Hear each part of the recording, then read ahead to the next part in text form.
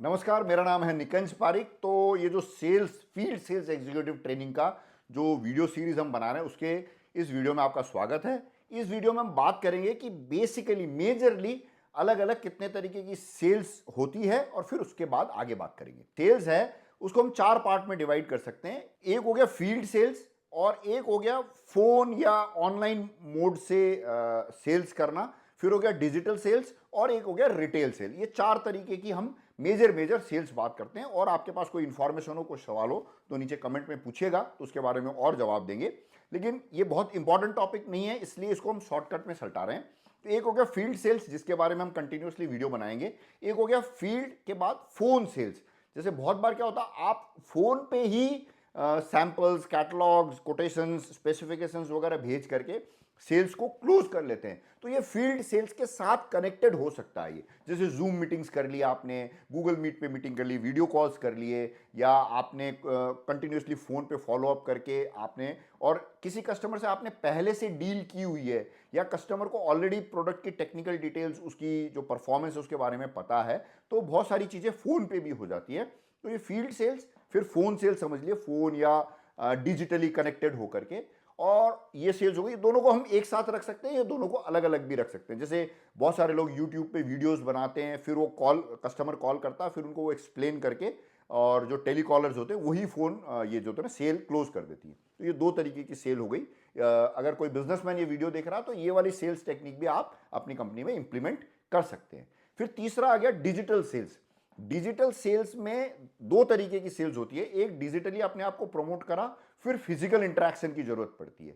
और कुछ जो होती है वो डिजिटली ही अपने प्रोडक्ट को प्रमोट करते हैं और digitally without any human involvement sale close हो जाती है। जैसे आप अमेजोन पे और ये जो मार्केट प्लेसेस हैं या वेबसाइट से डायरेक्ट जो परचेज करते हैं, इनको हम डिजिटल सेल्स कह सकते हैं, जिसमें इंसान की जरूरत नहीं पड़ी। कस्टमर आया, उसने वेबसाइट या मार्केट प्लेस विजिट किया, उसको प्रोडक्ट पसंद आया, उसने खरीद लिया।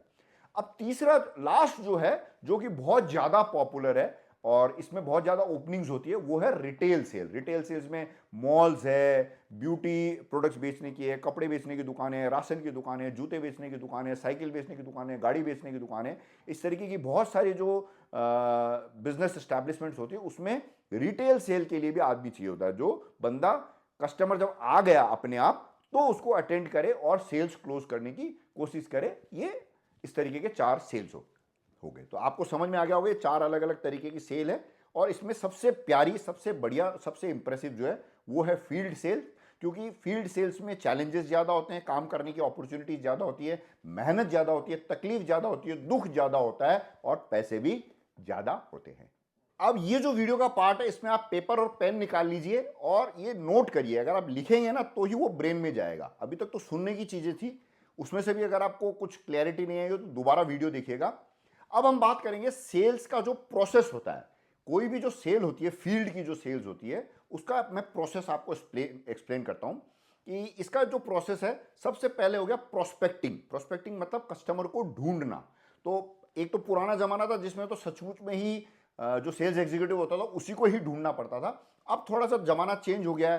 जैसे भारतवर्ष में इंडिया मार्ट है, जस्ट डायल है, ट्रेड इंडिया है, या ऑनलाइन फेसबुक है, या आपकी जो गूगल प्रेजेंस है, उससे भी आपके पास कॉल्स आते हैं। तो ये लीड आ गई, इंडिया मार्ट से लीड आ गई, जस्ट डायल से लीड आ गई, ट्रेड इंडिया से लीड आ गई, या कोई भी आपका डिजिटल प्रमोशन प्लेटफॉर्म है वहां से आपके पास लीड आई।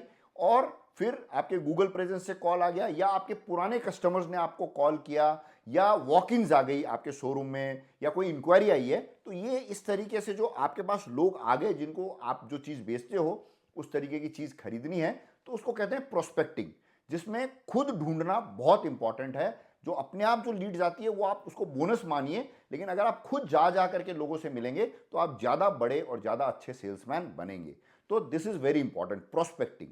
प्रोस्पेक्टिंग करने के बाद जब आप लोगों से मिलोगे तो लोग अपनी रिक्वायरमेंट आपको बताएंगे। तो ये हो गया, आपने प्रोस्पेक्टिंग करी, फिर वो लीड मिली, लीड के बाद आपने उसको क्वालिफाई किया, कोई आपको लीड मिली। अब आप सचमुच में ही कोई प्रोडक्ट बेच रहे हैं, या उससे आसपास का कोई प्रोडक्ट कस्टमर मांग रहा जो एक्चुअल में आप नहीं करते हैं। अगर आप नहीं करते हो कोई प्रोडक्ट, तो आप ध्यान रखना है कि उसको आपको मना नहीं करना है कि मैं ये प्रोडक्ट नहीं करता हूं।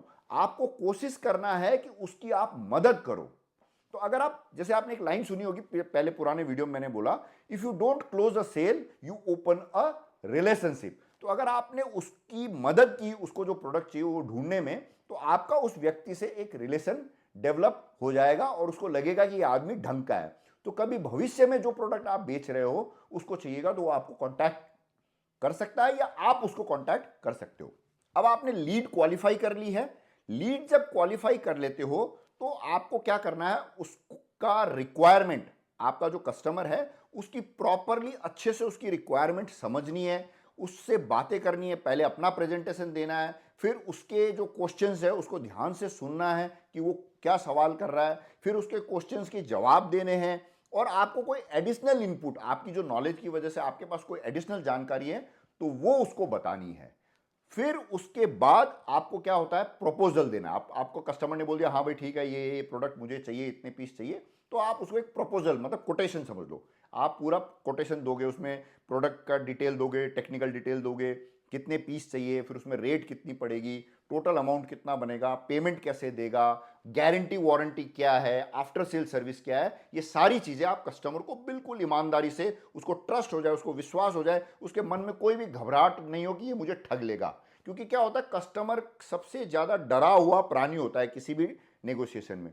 उसको ये लगता है कि ये जो बंदा है ये मुझे कुछ चिपका ना जाए, ये मुझे महंगा नहीं चिपका देवे, या कोई मुझे इंफीरियर प्रोडक्ट नहीं चिपका देवे। तो उसके सारे डाउट्स क्लियर करके उसको पूरा कॉन्फिडेंस देके फिर आप अपना प्रपोजल दीजिए।